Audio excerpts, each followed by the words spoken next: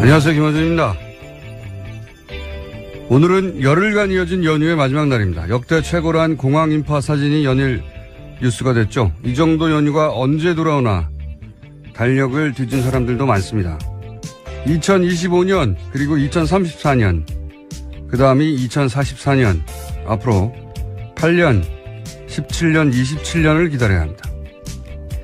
1년 중 열흘 연속 쉬는 날이 앞으로 27년간 3번밖에 안 된다는 사실.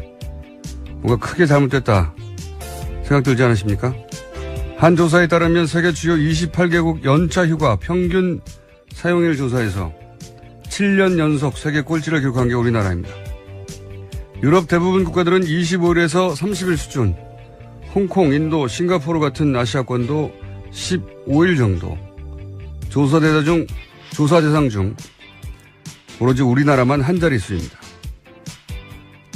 프랑스는 연차가 아니라 연속 휴가를 1년 최소 12일 법적으로 보장하고 있죠. 최소가 매년 12일입니다.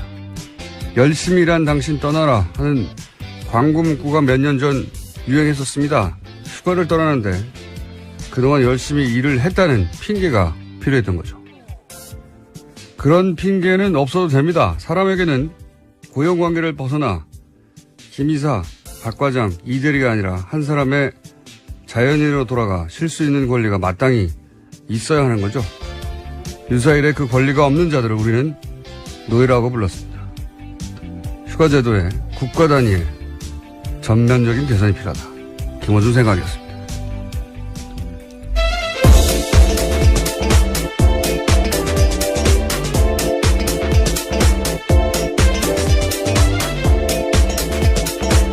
시사인의 김은지입니다. 네, 김은지 기자 호가 있다고 저희 PD가 실검일이 김은지라고 앞으로 네 글자라서 어쩌다 그렇게 된 것 같은데 본인 소개를 그렇게 해주세요. 열흘이 길지 않아요? 뭐 훌쩍 가더라고요. 오늘 사실은 연휴 마지막 날인데 저희는 억울하게 하루 일찍 끌려 나왔습니다. 이태리에는 헌법에 보장돼 있어요. 헌법에요? 헌법에 휴가에 대한 권리는 보장되어야 하고 그 권리는 포기할 수 없다. 이렇게 헌법이. 아니 무슨 휴가를 헌법에 넣느냐 이런 생각도 하실 텐데 저는 휴가에 대한 우리나라의 이제 일반적인 인식 수준을 바꿔야 된다고 생각을 하는 게 열심히 일한 당신 떠나라. 굉장히 성공적인 가표잖아요. 많은 사람들이. 설득되는. 근데 이제 이게 가만히 생각해 보면 일을 열심히 했으니까 떠나도 된다 하는 어떤 명분을 만들어준 거거든요. 그러니까 정상적인 휴가조차 눈치를 보고 못 떠나는 우리 사회 분위기를 반영한 거죠, 이제. 열심히 일했으니까 떠나, 이제 괜찮아, 이렇게. 근데 남들보다 훨씬 열심히, 더 미친 듯이, 일을 하지 않아도 그냥 정상적으로 일을 했으면 이미 충분한 겁니다. 권리죠, 그냥. 그러니까 우리 사회가 아주 오랫동안 반기업 정서, 반기업 정서가 나라와 경제를 망친다 이런 얘기 많이 했었잖아요. 요즘도 해요. 반기업 정서라는 단어를 검색하고 있으면 아직도 많은 사람이 그런 얘기를 합니다. 근데 우리나라 노동자 휴가가 OECD 국가 중에 한 자릿수예요. 유일합니다, 한 자릿수가. 이것도 근데 그 연차 휴가가 한 자릿수거든요. 연차 휴가라는 게 한 달에 한 번 쓰는 거잖아요, 보통. 그렇죠? 그걸 다 합친 게 열흘이 안 된다는 거예요. 전 세계에서 이 조사한 국가 중에 유일하게. 근데 이제 1년에 연속으로 열흘 정도 쉬는 거를 이번에 황금 휴가라고 10년 단위로 기다려야 되는 황금 휴가더라고요. 찾아보니까. 미친 겁니다. 제가 보기엔. 매년 이 정도는 쉬어줘야, 최소, 매년 이 정도는 쉬어줘야 한다고 다른 나라에서는 얘기하는데, 우리는 10년에 한 번이에요. 세계 최장 시간 노동이라고 하고, 우리나라가. 그리고 세계 최단기 휴가인 거죠. 그러니까 세계 최저 출산율이 나오는 겁니다, 이게. 행복 지수도 가장 낮은 나라고, 이게. 일로부터 자유로울 권리를, 법으로부터. 네, 그렇죠. 제도로, 강제로 보장해 준다. 권리와 의무 모두 보장하면 좋을 것 같습니다. 네. 휴가에 대해서요. 너무 오랫동안 일만 해왔어요. 예. 반기업 정서. 영어로는 반기업 정서 많이 했습니다. 갑자기 영어를. 저도 해외 갔다 온 김에 갑자기 말도 안 되는 소리고요. 우리나라처럼 기업하기 편한 나라가 없어요. 자, 뉴스를 진행해볼까요? 네. 네. 계속해서 트럼프 대통령 소식 전해드렸었는데 오늘도 첫 소식은 트럼프 대통령 이야기입니다. 도널드 트럼프 미국 대통령이 현지 시각으로 7일에 과거 북한과의 협상이 효과가 없었다면서 단 한 가지는 효과가 있을 것이다 라고 주장했습니다. 군사적 옵션을 내비쳤다라는 해석이 나오는데요. 동시에 또 북한이 미국 본토를 위협할 ICBM을 발사 준비한다는 소식도 있습니다.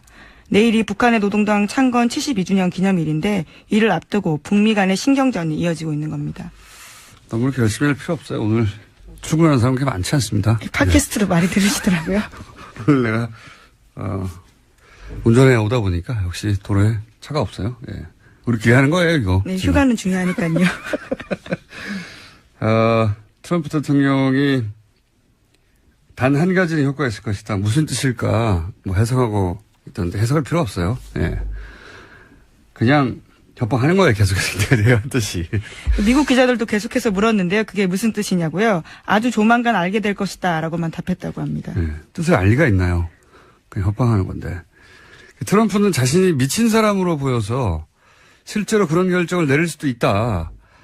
라고 상대에게 인식을 시켜서 협상을 유리하게 끌고 가는, 그런 걸 자신의 전략이라고 한다고 하는데, 이거는 자기 개인 비즈니스 할 때는 유용한 전략일 수 있습니다. 왜냐하면 그런 전략이 실패해도 잃는 거는 결국 자기 돈밖에 없잖아요. 근데 이거는 한순간의 실수나 착각으로 우리가 주는 거예요. 다른 나라 사람들이 수백만 명 이상의 목숨이 걸리는 일이에요. 예. 그러니까 자기가 개인 비즈니스 할 때 쓰던 전략을 국제 외교에서 자기 목숨을 걸고 하면 또 모르겠어요. 다른 사람 목숨을 걸고 하는 겁니다. 예. 이런 정신 상태를 가진 사람의 트윗을 뭐 하루가 멀다 하고 중계하면서 거기 무슨 대단한 전략, 뭐 그런 게 있는 것처럼 해석을 하는데 없어요, 그런 거. 미국 대통령이니까 무슨 대단한 철학과 정신과 전략이 있을 것만 같다고 착각하는 거죠. 예. 그냥 장사꾼이 평생 자기가 하던 대로 국제 외교를 하는 겁니다. 다른 사람 생명을 판도를 걸고. 네, 같은 비판을 소설가 한강 씨가 뉴욕타임스에다가 기고하기도 했습니다. 제 기고는 왜 안 받을까요? 기고해 이건 보십시오. 우리 언론은 이걸 생중계할 게 아니라 끊임없이 비판하고 압박을 해야 돼요. 아니 우리 생명을 걸고 자기 판도를 걸든가. 우리나라 국민들의 생명을 걸고 자기가 왜 이런 도박을 하는 겁니까? 그걸 무슨 대단한 국제적인 전략과 정신이 있는 것처럼 이렇게 중계하고 무슨 의도일까? 바보 같은 짓이에요. 바보 같은 짓. 이런 거를 우리 언론들이 그 뒤에 깊숙한 위대한 전략이 있는 것처럼 중계하는 것은 관종이라니까요. 그냥. 자기 장사하던 기법대로 국제 외교를 하는 겁니다. 홍군형을 내야 됩니다. 이건. 자, 오늘은 휴일이니까 널널하게. 자, 다음 뉴스는요. 네, 또 눈에 띄는 소식이 있는데요. 미국 국무부가 다음 달 미국에서 열리는 역도 세계선수권대회에 북한 선수들 비자 신청이 가능하다라고 밝혔습니다. 그러니까 대회를 준비 중인 미국 역도연맹에서 말한 건데요. 등록 마감일 전에 북한 측으로부터 연락이 올 것을 기대하고 있다라고 밝혔다고 합니다. 대통령은 이제 이렇게 미친 사람 전략을 쓰고, 예, 그게 무슨 대단한 것처럼. 북한의, 벼랑 끝 전술, 하고 뭐 똑같은 겁니다, 그냥. 예. 똑같은 거예요. 무슨 여기 위대한 전략이 있어요. 내가 더 미쳤냐. 이 동네 미친놈은 나야. 이런 거잖아요, 전략이. 자, 그런 가운데서도 또, 뒤에서는 협상 혹은 대화 혹은 뭐, 스포츠 교류까지도 스포츠 교류 거죠. 예. 이런 거는 추진하고 있다. 뭐 이런 뉴스입니다. 네. 또 앞서서 말씀드렸는데요. 소설가 한강 씨가 뉴욕타임스 8일자에 기고한 글이 또 화제가 되고 있습니다. 제목은 미국이 전쟁을 이야기할 때 한국은 몸서리친다인데요. 부제는 승리로 귀결되는 어떠한 전쟁 시나리오도 없다라는 내용입니다. 그러니까 한국 사람들한테 전쟁은 현실이다라는 건데요. 그렇기 때문에 평화적이지 않은 해법과 승리는 공허하고 터무니없으며 불가능한 슬로건이다라고 지적했습니다. 트럼프 대통령은 위대해서 미국 대통령이 된 게 아니고 미국 대통령이 되고 보니 위대한 사람인 줄 착각하는 거예요. 예, 별거 없습니다. 자, 이런 기고문이 한국에서 더 많이 가야죠. 예. 이게 벌써 몇 달 만에, 몇 달입니까? 몇 달 동안 전쟁 난다고 하는데 우리나라에서 이런 기고를 한 사람이 주요 매체, 미국 주요 매체 처음이라는 게 이게 안타까운 일인 거예요. 예. 우리가 당사자인데 한강 씨한테 고마움을 제가 개인적으로 전합니다. 저희가 인터뷰 하자고 하실까요? 예. 추진해 보겠는데 국내 인터뷰는 잘 안 하시는 것 같더라고요. 또 다음 뉴스는 뭡니까? 네, 또 올해 노벨 평화상을 핵무기 폐기 국제운동이란 단체가 받았는데요. 이 단체 또한 도널드 트럼프 미국 대통령과 김정은 북한 노동당 위원장을 비판했습니다. 둘 다 멈춰야 한다라는 메시지를 낸 건데요. 핵무기를 사용하겠다고 위협하는 행위도 불법이고 핵무기 보유와 개발 역시 불법이다라고 강조한 겁니다. 알겠습니다. 예. 핵무기 폐기 국제운동. 트럼프와 김정은 모두 비판을 했다. 정상이죠. 둘 다 비판을 해야 되는 거죠. 자, 다음 뉴스는요. 네, 외교안보 관련된 소식 하나만 더 전해드리면요. 또 지미 카터 전 미국 대통령이 나설 거다라는 보도가 있습니다. 북미 간 메신저 역할을 하기 위해서 방북을 추진하고 있다라고 중앙일보가 오늘 아침에 보도했는데요. 최근에 그를 만난 박한식 조지아대 명예교수가 밝힌 사실이라고 합니다. 뿐만 아니라 카터 전 대통령은 지난 4일에는 미국 워싱턴 포스트에 기고도 했었는데요. 여기에서 북한 핵시설에 대한 군사공격이나 좀 더 강력한 경제제재 등은 현재 위기를 끝낼 즉각적인 길이 되지 못한다라고 지적했다고 합니다. 그렇기 때문에 고위급 대표단을 보내야 한다라는 주장까지 했는데 그것이 사실상 본인의 방북을 희망한다라는 겁니다. 94년도였던가요? 경술의 협상을 이끌어낸 제네바 합의. 에서 큰 역할을 했죠. 예. 근데, 카터 대통령은 너무 많고요, 나이가 이제. 94세예요. 네, 90대입니다. 94세. 예. 그리고 트럼프 현 대통령이 이 공을 자기가 가져가고 싶지, 예. 다른 사람이 돌파구를 만들어냈다. 이런 그림을 원하지 않을 거라고 봐요. 예. 자기가 다 영광을 먹고 싶은 사람이지. 그래서 저는 94정과 같은 역할을 못할 것이다. 개인적으로 전망하는 바입니다. 여하간 그런 움직임이 있다. 자, 다음 순요. 네, 최근 미국 여론조사에서 트럼프 대통령의 지지율이 역대 최저를 기록했다고 합니다. 32%인데요. AP통신의 분석에 따르면 트럼프 대통령은 연일 북한과 말폭탄을 교환하고 백인 우월주의자들의 공감하는 모습을 보이면서 지지율이 급락하고 있다라는 겁니다. 32%도 많네요. 예. 네, 국정이 올바른 방향으로 나아가고 있다고 답한 사람은 24%였다고 합니다. 그러니까 지지를 하지만 지금은 잘못 가고 있다라고 생각하는 사람은 더 많다는 얘기네요. 예. 32%. 미국 대통령이 30%로 떨어지는 건 드문 일이거든요. 네. 자, 지지율은 계속 떨어지고 있다. 다음 뉴스는요? 네, 국정원 소식도 전해드리겠습니다. 이명박 정부 시절 국가정보원이 이번에는 김대중 전 대통령의 노벨 평화상 수상을 취소해달라는 청원 계획을 세웠다라는 겁니다. 현재 이와 관련해서 검찰이 수사에 나섰습니다. 이건 진짜 이명박 정부 시절에 이 전 대통령이 노벨 평화상을 받았는데 이걸 취소해달라고 하는 국제사회에 청원. 이야기하겠다라는 거죠. 혹은 뭐 노벨 평화상 위원회가 있겠죠. 거기다가 취소해달라고 하는 운동을 하는 보수단체. 예, 관변단체와 모의를 했다라는 겁니다. 예, 모의를 했다는 거죠. 이게 실행이 됐을 수도 있죠. 됐을 수도 있고 당시 이와 관련한 합성사진도 돌았었는데 그것도 역시 국정원의 작품이 아닌가 이런 의혹이 있다. 네, 노벨 평화상이 아니라 물리학상 받았어야 했다 이런 식의 합성사진이 있었다고 합니다. 당시에. 이 사안은 저희가 3부에서 김홍글 위원장 연결해서 이야기 나눠보겠는데 이게 진짜 감옥에 보내야 됩니다. 감옥에 다 이런 계획을 세우고 서로 실행되지 않았다고 하더라도 이게 소위 말해서 진보 정권이 다시는 탄생하지 못하도록 하겠다는 보수 100년 집권 계획의 일환이었을 거라고 봐요. 예. 그래서 이전 이명박 노무현 시절에 이루어진 자기들이 보기에는 도달할 수 없을 것 같은 지점까지 도달한 거를 다 취소해서, 진보 정권을 과거를 다 깔아뭉개려고 했던 거죠. 이런 계획을 관변단체에서 세우는 것도, 웃기는 일인데, 예. 김대중 전 대통령을 좋아하지 않을 수도 있어요. 그래도 노벨 평화상은 진보 보수를 떠나서 굉장히 국가적인 큰 일입니다. 좋아하지 않을 수도 있는데 이게 국정원이 나서서 그런 수상 취소될 리는 없지만 그런 계획을 세웠다는 자체가 이건 상상하기 힘든, 제가 말했지 않습니까? 설마에서부터 출발한다고. 보통 합리적 사고를 한다고 하는 분들은 설마에서 끝나거든요. 설마를 넘어가면 자신이 합리적이라는 소리를 듣지 못할까봐, 비합리적이라는 소리 들을까봐. 공작은 설마에서부터 출발한다. 다시 한번 실감하게 되는 이야기고, 뉴스고. 3부에서 저희가 좀 자세히 다뤄보겠습니다. 다음 뉴스는요? 네, 민병주 전 국정원 심의전단장이 최근 검찰 조사에서 한 발언이 나왔습니다. 어버이연합을 특별 관리하면서 추선희 사무총장도 직접 만났다라고 진술했다고 JTBC가 어제 보도했는데요. 민 전 단장은 어버이연합을 유별나게 챙긴 원세훈 전 원장 지시로 직접 만나게 되었다라고 진술했다고 합니다. 저는 이 정도 되면, 예.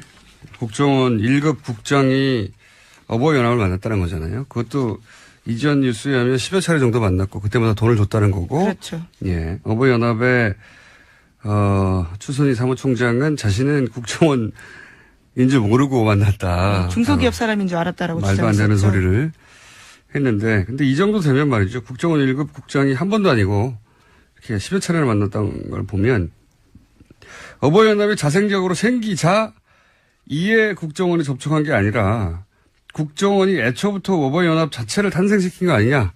저는 이런 의구심을 가질 단계다 이제. 예, 그런 생각이 듭니다. 사실 추선희 사무총장에 대해서 여러 가지 의혹들이 과거로부터 있었고, 어버이연합에 대해서도 이거 돈 어디서 났냐 여러 차례 추궁이 있었죠. 그래서 제가 기억하기로는 한겨레 신문에서 관련 기사를 쓰니까 어버이연합 몰려와가지고 통장 계좌 흔들면서 이거 다 자발적으로 모은 돈이다. 그러면서 격렬한 시위를 했었죠. 예. 어딜 가시더라도 격렬하게 시위하십니다. 근데 당시 이제 그 언론사 앞에서 굉장히 격렬한 시위를 했었는데 그 격렬한 시위 자체를 저는 국정원이 뒤에서 또 사주한 것이 아닌가. 이 부분도, 왜냐면 본인들이 드러날까봐 아예 최전선에서 막는 거죠. 이것도 의구심을 가지고 조사를 해봐야 된다. 어버이연합 자체의 탄생부터 저는 다시 뒤져봐야 된다. 그런 생각이 듭니다. 자생적으로 만들어진 게 아니라 애초부터 그렇게 만들어낸 거일 수도 있다. 자, 하나 정도 더 할 시간이 있습니다. 네, 어제 대한애국당에서 자칭 양심 선언을 한다면서 기자회견을 했는데요. 최순실 씨 태블릿 PC가 주인이 따로 있다라는 주장을 한 겁니다. 박근혜 전 대통령 대선 캠프에서 일했던 신혜원 씨가 그 주인공입니다. 그렇군요. 이거를 이제 신혜원 양심선언이라고 하는 키워드로 보도가 됐는데, 일단 양심선언이 아니죠. 양심선언이라는 건 권력에 의해서 뭔가 부당하게 은폐했던 진실이 있는데, 그거를 개인이 자신에 대한 어떤 불이익을 감수하면서 양심에 거리끼기 때문에 폭로하는 게 양심선언 아닙니까? 근데 태블릿 PC가 이제 폭로됐을 때 당시의 권력은 박근혜 대통령이었어요. 예. 박근혜 대통령이 태블릿 실제 주인이 신혜원 씨였는데 그걸 대통령 권한으로 덮었다. 그럼 지금 와서 양심선언을 할 수 있죠. 그게 아니고, 예. 당시 권력은 박근혜 대통령이었기 때문에 이게 양심선언이 되려면 박근혜 대통령이 최순실 씨에게 뒤집어 씌워야 되는 겁니다. 태블릿 PC가 신혜원 씨 건데, 예. 양심선언을 아무데나 갖다 붙이면 안 돼요. 예. 또 지난 9월 달에요. 재판 증언도 나왔습니다. 김한수 전 행정관이 태블릿 PC 사용자는 최순실 씨가 맞다라고 증언한 바도 있습니다. 개통한 사람인데요, 이 사람은. 기자회견을 보니까 본인의 것도 확실하다고 주장한 게 아니에요, 보니까. 기자회견 내용을 보니까 당시 이제 김모 행정관이 2대의 태블릿 PC를 개통했는데 뭐 지금 나온 전화번호나 문서나 또 캠프에서, 대선 캠프에서 같이 일했던 동료 사진이 나온 걸로 봐서는, 자신이 속했던 대선 SNS 팀에서 사용한 태블릿 PC로 보였다라고. 예, 이건 양심 선언이 아니라 100번 양보해도 신혜원 씨가 일방적으로 주장을 했다 이렇게 보도해야 되는 겁니다. 어떻게 신혜원 씨의 양심 선언이에요, 이게? 예. 당시 신혜원 씨가 이건 자기 거라고 주장하려고 했는데 박근혜 대통령이 막았다는 겁니까, 이게? 예, 말도 안 되는 단어를 갖다 붙여요, 여기다가. 그리고 태블릿이 당시 검찰에 의하면 최순실 씨의 동선과 일치한다는 거 아닙니까? 로그인이나. 예, 심지어 독일까지 따라갔다는 거죠. 사행 기록이. 예. 그러니까 신혜원 씨, 그 태블릿이 신혜원 씨 것이 맞으면 신혜원 씨가 최순실 씨와 함께 독일에 동행한 겁니다. 그러면 양심 선언할 주체가 아니라 조사의 대상이 되는 거예요. 예. 신혜원 씨도 독일에 왜 갔어? 이렇게. 혹은 출입국 기록이 없으면 그럼 밀입국하거나 밀출국을 한 거예요. 조사 대상이 되는 거예요. 이건 박근혜 전 대통령을 구해내고자 하는, 예, 친박 세력 구속기간 연장이 내일인가 결정되죠? 예, 내일입니다. 예. 그 기간 연장을 막아버리는 양심선언이 아니라 일종의 절규 같은 거죠. 예. 절규라고 봐야 됩니다. 그런데 신혜연 씨 같은 경우에는요, 이미 유죄 판결을 받은 바가 있습니다. 선거법 위반으로 이미 SNS를 불법적으로 사용했다라는 것들이 있는데 이게 과연 유리할지도 좀 의문입니다. 뭐 선거법 위반이어도 양심이 꺼리낀 일을 폭로하고 양심선언을 할 수는 있는데 이건 양심선언이 아니라는 거죠. 예. 이걸 양심선언이라는 키워드로 본인들이 주장한다고 그대로 보도해주면 이건 저는 언론의 직무유기라고 봅니다. 대체 어디서 양심의 선언을 읽어낸 건지. 예. 양심선언은 아니고요. 예. 그런 주장이 있었다. 예. 그런데 그런 주장이 사실이라고 전제하면 신혜원 씨는 조사 대상이다. 그리고 신혜원 씨가 어떻게 최순실 씨와 독일을 동행했다는 건지 혹은 뭐 거기 찍힌 최순실 사진을 그럼 옆에 앉아서 찍었다는 건지 가족 사진도 조사의 대상이 되는 거죠.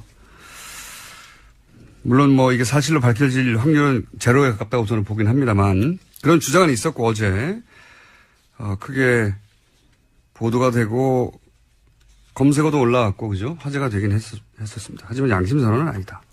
예, 정확히는 신혜원 씨가 속한 단체에 대해서 이야기한 겁니다. 선거법 위반 부분요. 어쨌든 양심선언이라고 보도한 자체가 저는 이게 언론의 직무유기라고 봅니다. 여기까지 할까요? 예. 네. 휴가를 하루 일찍 끝내서 억울한 시사이네. 예, 김은지였습니다. 감사합니다. 자, 조준우 기자, 안원구 전 너무 길어요. 대구지방국세청장 님 나오셨습니다. 안녕하십니까? 안녕하십니까? 안녕하십니까? 자, 연휴를 마지막 날을 쉬지 못하고 여기 나오게 해서 매우 고소합니다. 아니 혼자 하시지 듣지도 않는데. 네, 오늘 출근길에는 듣는 분들이 평소에 비해서 매우 적겠지만 또 이게 다운로드 받아서 듣게 됩니다. 예. 주말에 저희 PD 얘기로는 연휴 기간에 다운로드는 더 늘어났다고. 예. 심심한 거죠. 네. 또는 멀리 운전하러 가실 때, 운전하고 멀리 가실 때 듣기도 하고. 자, 오늘 아침 실시간으로 듣는 분들의 숫자는 좀 적을 것이다. 그러나 결국 오후에나 내일 다운로드 받는다. 라고 생각하고 이제 방송을 하면 덜 억울하잖아요. 자, 오늘은 저희가 140억을 돌려받는 과정에 대한 얘기를 쭉 해왔는데 오늘은 조금 바꾸겠습니다. 한 발 더 들어가서 140억을 돌려받기 이전 상황을 한번 정리해보죠. 예. 다스에서 140억을 돌려받았다. 이 얘기는 이제 충분히 저희가 했고 그러면 이 이전 상황 어쩌다가 이 140억을 돌려받는 상황까지 오게 됐느냐. 이게 바로 이제 BBK 사건이거든요.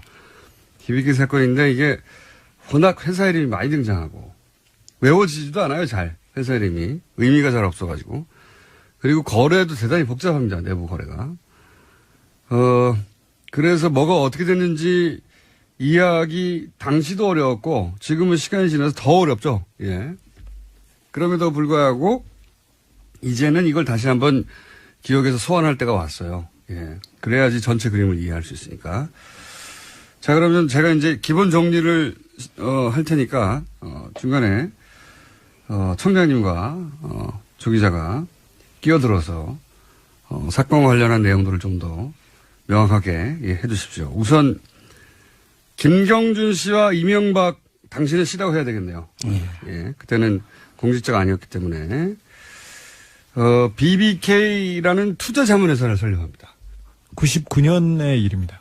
그리고 김경준 씨를 이명박 씨가 어떻게 알았는가에 대해서는 이야기가 많죠. 네. 둘이 주장이 서로 다르죠. 네.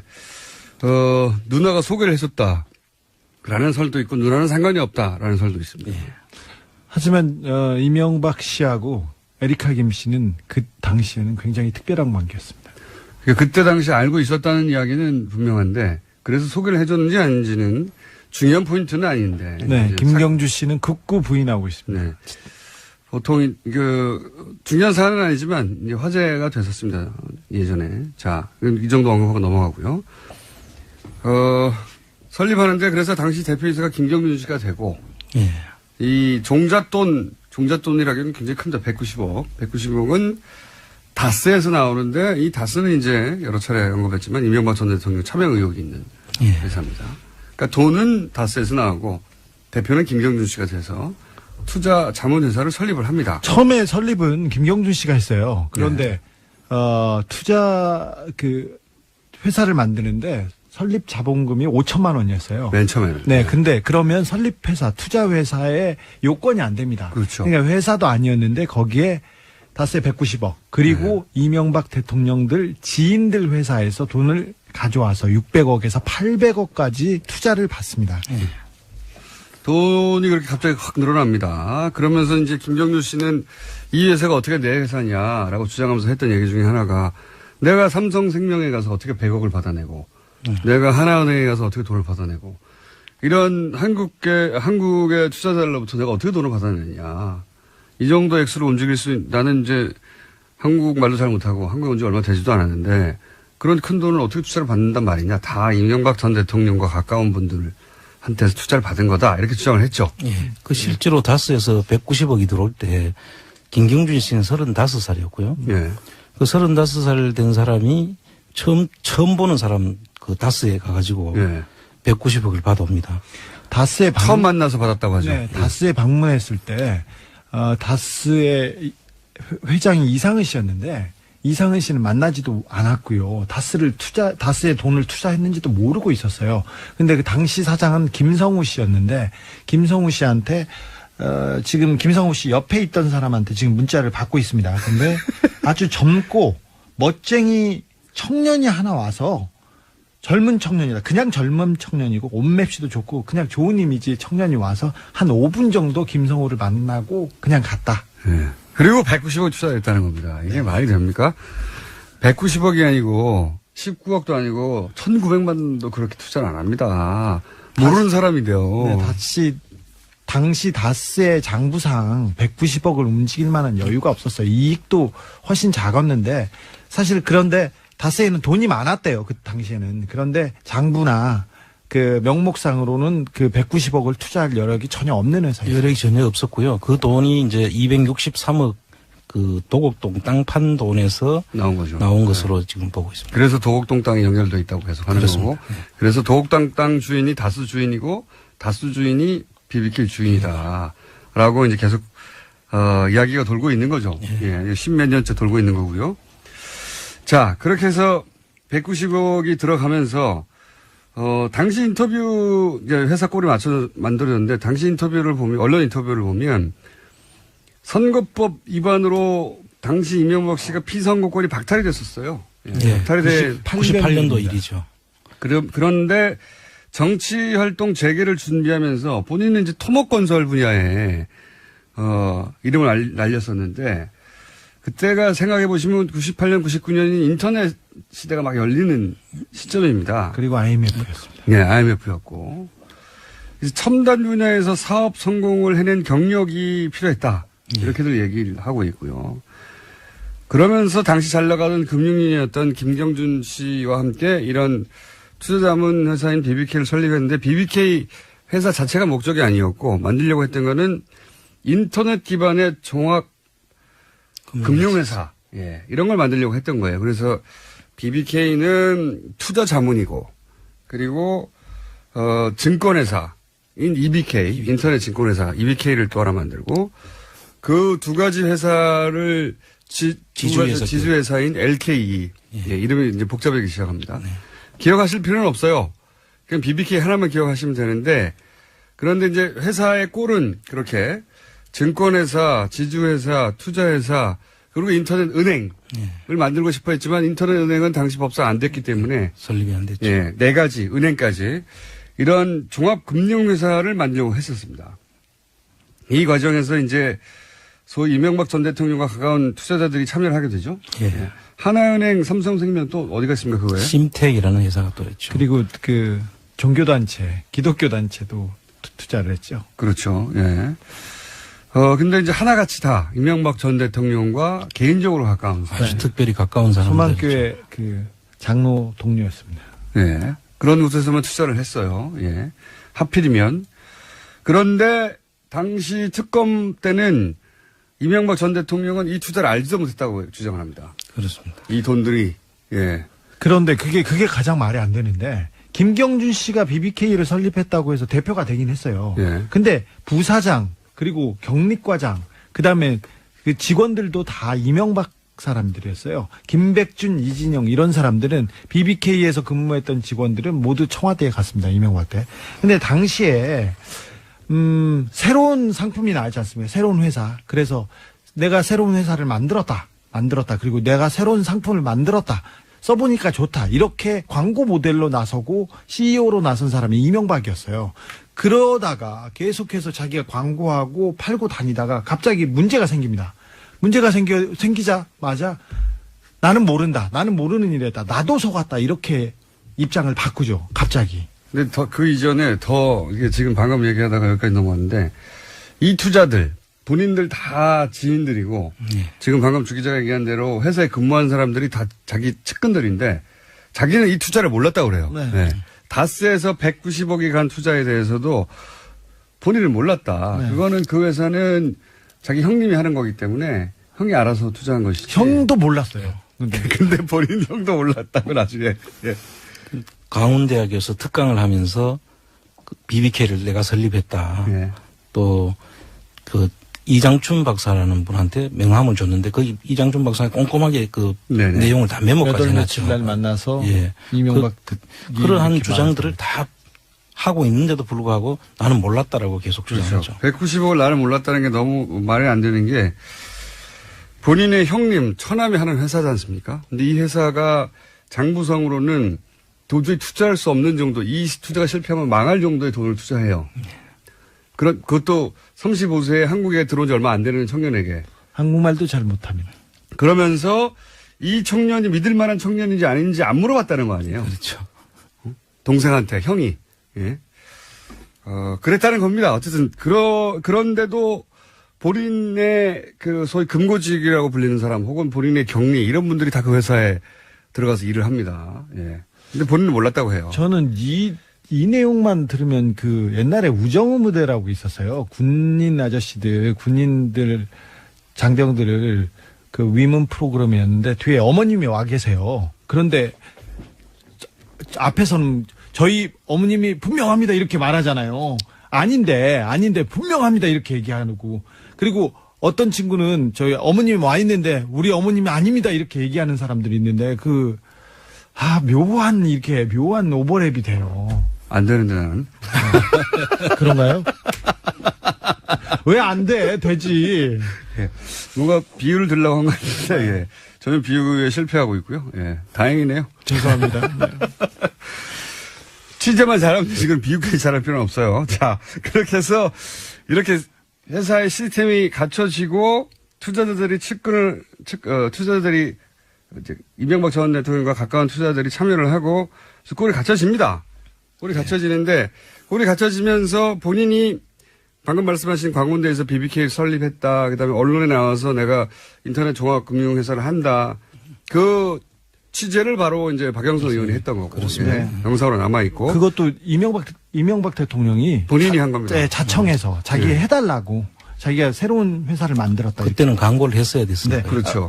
네. 지금 잠깐 문제 하나 읽어도 됩니까? 네. 아까 LK 이뱅크를 만들었다고 얘기했지 않습니까? 근데 LK는 L은 이명박이고 K는 K는 김경준입니다. 예. 그래서 LK 이뱅크인데 BBK는 어떤 약자인지는 예. 몰랐지 않습니까? 예. 이건 그 BBK 그 다스의 내부에 있는 분한테 문자 온 건데 BBK 뜻이 아예 이명박의 박과 B와 김백준의 B, 그다음에 김경준의 K가 해서 BBK랍니다.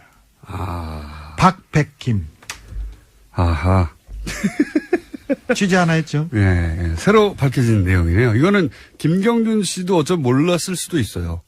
BBK라고 처음부터 정해서 알려주면 그런 줄 알지. 여하간 김백준의 비였다? 네. 아하. 처음 나온 내용입니다. 중요하진 않는데 이제 17년 지나고 나서 처음 알게 된 내용이고요.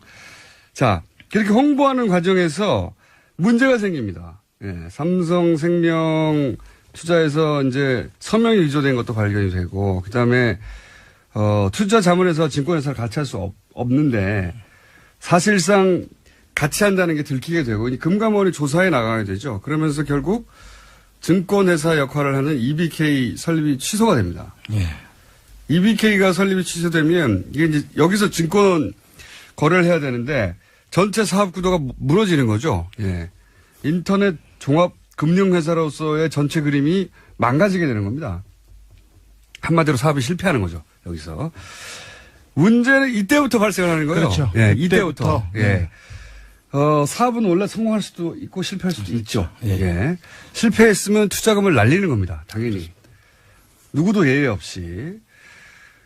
그냥 그렇게 실패하고 끝났으면 큰 문제는 없었어요. 예. 그냥 자기들 돈 날리고 끝나는 거예요. 네네. 물론 자세히 따지면 물론 문제가 전혀 없는 건 아닙니다. 따져보면 여기서 또 복잡해지는데 간단하게 요약하면 BBK, LK, EBK 이런 회사들은 다 각각의 자본금이 있어야 되는 회사죠. 세 개의 별도 회사니까. 근데 자세히 들여다보면 여러 계좌로 넣고 빼고 하는 방식으로 결국 다 같은 돈으로 새 회사를 만들어 버립니다. 예. 새 회사에 들어간 돈이 다 같은 돈이에요. 그때 여객펀드 마프를 이용하죠. 네. 마프라는 것도 등장하는데 그걸 이제 저희가 심화 학습할 때 나중에 다루기로 하랬고 한마디로 똑같은 돈이 세 개의 회사를 쭉 돌아가지고 세 개의 회사가 만들어졌고 이 세 개 회사의 경리도 한 사람이에요. 좀 전에 주 기자가 언급했던. 그리고 이 세 개 회사의 비품은 한 통장에서 샀습니다. 예. 같은 사무실을 썼고요. 예. 그래서 BBK와 LK와 EBK는 주인이 같다는 얘기를 하는 겁니다. 예. 주인이 같고 복잡하게 생각할 필요가 없는 거죠. 예. BBK 주인은 다스의 주인이고 다스의 주인은 도곡동 땅의 주인이다. 이게 쭉 계속 연결되는 거라서 이름을 다 외울 필요가 없어요. 자, 여하간 사업이 실패하고 투자금을 날리면서 쫑 났으면 아무 문제가 없는데, 예? 문제가 없는데 그냥 뭐 한 회사, 세 개 회사를 한 자본금으로 했네 뭐 이 정도. 우리는 알 필요도 없는 금융당국이 이제 수사를 할 내용 정도가 불과했는데 이 투자금을 날리고 끝났어야 할 사업인데 이 투자금을 다 회수하겠다는 생각을 하는 겁니다. 아깝잖아요. 여기서부터 진짜 범죄가 시작됩니다. 이 투자금을 날렸어야 되는데 이걸 회수해야 되겠다는 생각을 이 BBK 사업을 한 사람들은 하기 시작하는 겁니다. 근데 방법이 뭐냐? 옵셔널 벤처스가 여기서 등장을 해요. 예. 옵셔널 벤처스는 뭐 대단한 게 있는 것 같지만 그냥 광은창투라고 하는 투자사였어요. 거의 상장 폐지되기 직전에 있는 직전에서. 껍데기만 사서 껍데기 회사를. 강주은행이 소유하고 있던 계열사였죠. 예. 그래서 강은창투라고 이제 불리는 예. 것입니다. 이 광은창투를 삽니다. 거의 상장 폐기되기 직전이었는데 그걸 그리고 나서 이름을 옵셔널 벤처스로 바꿔요. 그렇게 바꾸고 나서 이 회사에 외국인들이 투자를 갑자기 하기 시작한다. 예.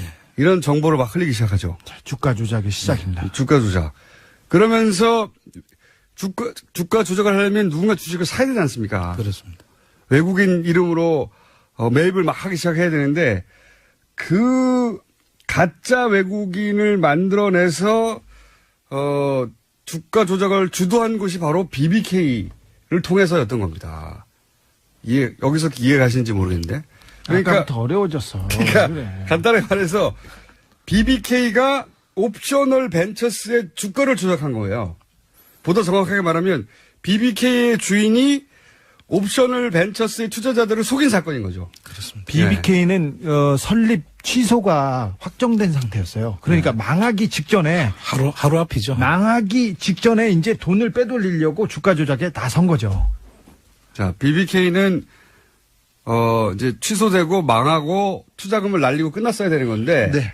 이 투자금을 회수할 방법을 어떻게 생각해내냐면 옵셔널 벤처스라고 하는 회사를 자기들이 사요. 게다가 자기들이 산 다음에 이 BBK라는 회사를 통해서 이 옵셔널 벤처스의 주가를 조작하는 겁니다. 그렇죠. 투자금을 잃었습니다. 그런데 이걸 보충하려고 주가 조작 횡령을 하겠다고 아예 마음을 먹고 처음부터. 예, 마음을 먹고 나섰습니다. 이 옵셔널 벤처스가 주식이 막 올라가니까 그리고 외국인들이 투자한다고 하니까 인기가 좋아지니까 물론 다 가짜 외국인이에요. 다 자기들인데 사람들이 막 소위 이제 개인 투자자들 몰려들었을 거 아닙니까? 그래서 돈이 막 들어와요. 이게 이제 이렇게 해서 1,000억대의 피해가 발생했다는 거고 5천여 명 이상의 네. 소액 투자자들이 여기에 속아서 넘어갔다는 거죠. 그러면서 돈이 막 들어올 거 아닙니까? 그러니까 소위 말해서 정상적이라면 유상증자 대금, 옵셔널 벤처스의 자본금이 될 돈이 들어온 거죠. 네. 이 자본금을 먹고 튄 겁니다. 네. 들고. 신종 투자 회사라고 했는데 신종 투기 사건입니다. 왜 그러냐면 당시만 해도 외국인이 투자를 했거나 외국에서 달러가 들어오면 굉장히 그 회사가 빛이 나는 돈이 없던 외화가 없던 때였죠. 왜냐하면 이게 IMF 직후란 걸 생각하세요. 네. 네. IMF 직후인데 외국인들이 막 투자한다고 하니까 이 회사는 믿을만한 회사구나 하고 개인들. 거기다가 서울시장의 가장 유력한 후보가 직접 한다고 하니까 그런 소문이 쫙 난 거죠. 네. 네. 주가 조작의 그 전형이죠. 네. 그러면서 옵셔널 벤처스의 당시 대표 김정준 씨였거든요. 김정준 씨가 회사에 들어온 자본금이 들어왔을까, 돈이 막 들어왔을까요, 자본금. 이걸 들고 튄 거예요. 예. 이걸 들고 튀는데 여기서 또 하나의 골 때리는 사정은 들고 튀기 전에 BBK 투자자들한테 돈을 돌려줍니다. 옵셔널 벤처스의 자본금이 들어왔는데 이걸 획경을 해가지고 BBK 투자자들한테 돌려주는 거예요. 기억하시죠? 그 BBK 투자자들은 모두 이명박 대통령의 절친들이거나 관련된 회사였습니다. 이게 이제 전체적으로 좀 이해가 가실 것 같은데 좀 쉽게 설명을 해가지고 제가 쉽게 설명한 것 같은데. 참 약간 복잡해졌다니까. BBK 주인이 BBK 사업에 들어갔던 투자금을 회수하려고 옵셔널 벤처스라는 회사를 통해서 주가 조작을 했다. 이런 겁니다. 네. 그리고 나서 그 주가 조작을 한 돈을 가지고 이명박 전 대통령 투자자들한테는 돌려주고 그리고 이명박 전 대통령의 친인척이 한다고 알려져 있는 다스에는 190억 중에 50억만 돌려준 거예요. 희한하게 여기만. 네. 그때 140억을 안 돌려준 겁니다. 네. 여기에 대해서 말들이 많아요. 나중에 다 잠잠해지면 돌려받으려고 했다. 아니다. 이명박 전 대통령이 김경준 씨에게 당했다. 서로 공모했다. 이면 얘기가 서로 달라요. 다르긴 한데 어쨌든 이때 140억이 네.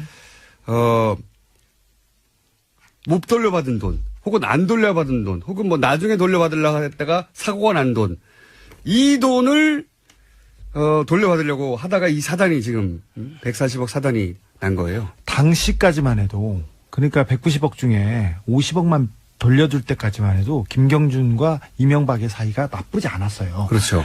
김경준 씨는 이 주가 조작 사건으로 검찰의 조사를 받았어요. 근데 나중에 위조 요건으로 도망갔죠. 미국으로 도망갔는데 그 검찰 수사를 받을 때도 이명박 씨한테 계속 물어봤고 조언을 받았습니다. 근데 주준희 기자 안원구 청장이었습니다. 다음 주에 이어가겠습니다. 아니 시간이 다 됐어. 안녕하세요. 김원준입니다. 오늘은 열흘간 이어진 연휴의 마지막 날입니다. 역대 최고란 공항 인파 사진이 연일 뉴스가 됐죠. 이 정도 연휴가 언제 돌아오나 달력을 뒤진 사람들도 많습니다.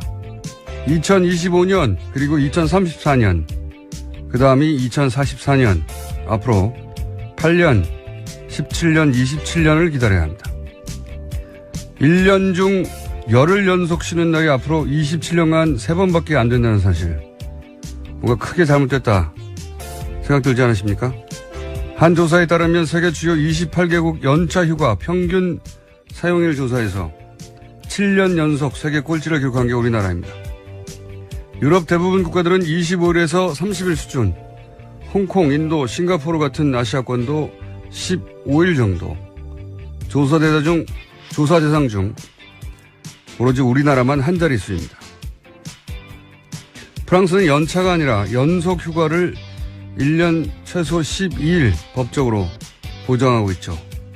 최소가 매년 12일입니다. 열심히 일한 당신 떠나라 하는 광고 문구가 몇 년 전 유행했었습니다. 휴가를 떠나는데 그동안 열심히 일을 했다는 핑계가 필요했던 거죠. 그런 핑계는 없어도 됩니다. 사람에게는 고용관계를 벗어나 김 이사, 박 과장, 이 대리가 아니라 한 사람의 자연인으로 돌아가 쉴 수 있는 권리가 마땅히 있어야 하는 거죠. 유사일에 그 권리가 없는 자들을 우리는 노예라고 불렀습니다. 휴가제도의 국가 단위의 전면적인 개선이 필요하다. 김원준 생각이었습니다. 있을 것이다 라고 주장했습니다. 군사적 옵션을 내비쳤다라는 해석이 나오는데요.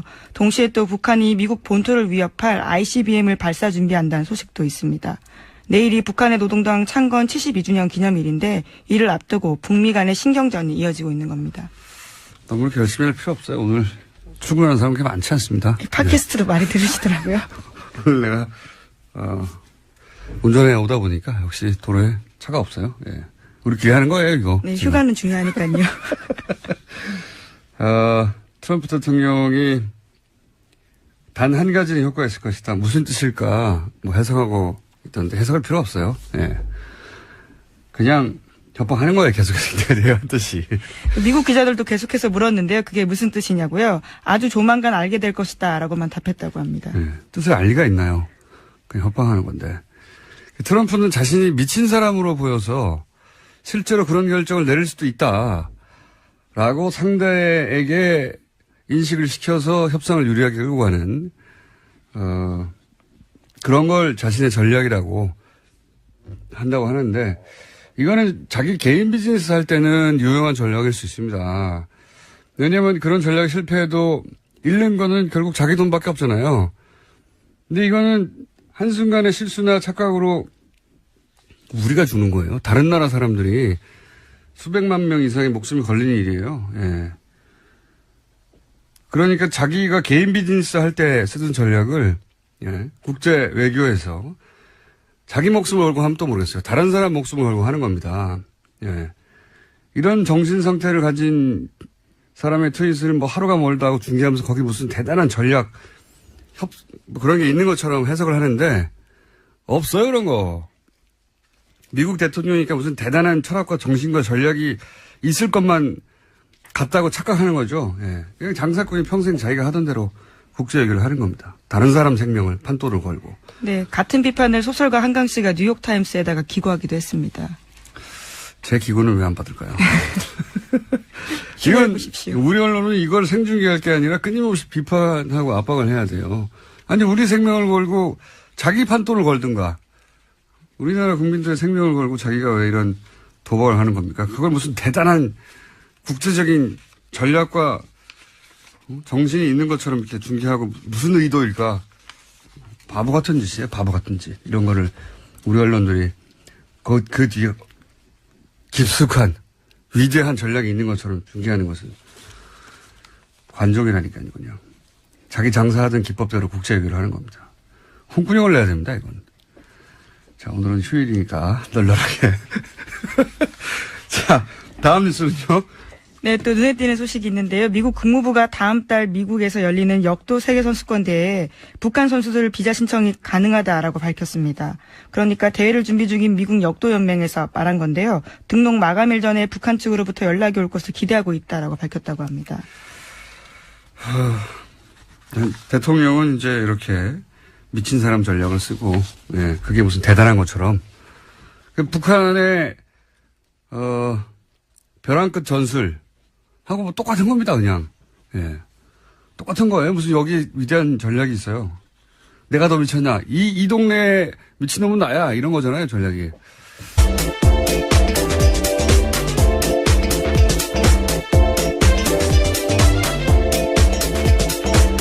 시사인의 김은지입니다. 네, 김은지 기자 호가 있다고 저희 PD가 실검일이 김은지라고 앞으로 예, 네 글자라서 어쩌다 그렇게 된 것 같은데. 본인 설명을 소개를 그렇게 해주세요. 예. 열흘이 길지 않아요? 예, 뭐 훌쩍 가더라고요. 예, 오늘 사실은 연휴 마지막 날인데 저희는 억울하게 하루 일찍 끌려 나왔습니다. 예. 이태리에는 헌법에 보장돼 있어요. 헌법에요? 헌법에 휴가에 대한 권리는 보장되어야 하고 그 권리는 포기할 수 없다. 이렇게 헌법이. 아니 무슨 휴가를 헌법에 넣느냐 이런 생각도 하실 텐데 저는 휴가에 대한 우리나라의 이제 일반적인 인식 수준을 바꿔야 된다고 생각을 하는 게 열심히 일한 당시 떠나라 굉장히 성공적인 가표잖아요. 많은 사람들이 설득되는.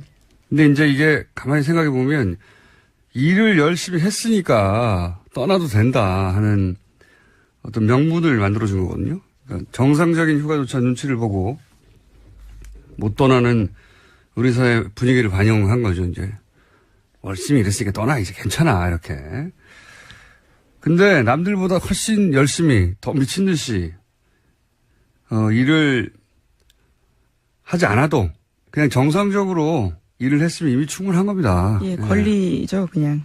그러니까 우리 사회가 아주 오랫동안 반기업 정서 반기업 정서가 나라와 경제를 망친다 이런 얘기 많이 했었잖아요. 요즘도 해요. 반기업 정서라는 단어를 검색하고 있으면 아직도 많은 사람이 그런 얘기를 합니다. 예. 근데 우리나라 노동자 휴가가 OECD 국가 중에 한 자릿수예요. 유일합니다. 한 자릿수가. 예. 이것도 근데 그 연차 휴가가 한 자릿수거든요. 연차 휴가라는 게 한 달에 한 번 쓰는 거잖아요, 보통. 그렇죠? 그걸 다 합친 게 열흘이 안 된다는 거예요. 전 세계에서 이 조사한 국가 중에 유일하게. 근데 이제 1년에 연속으로 열흘 정도 쉬는 거를 이번에 황금휴가라고 10년 단위로 기다려야 되는 황금휴가더라고요. 찾아보니까. 미친 겁니다. 제가 보기엔.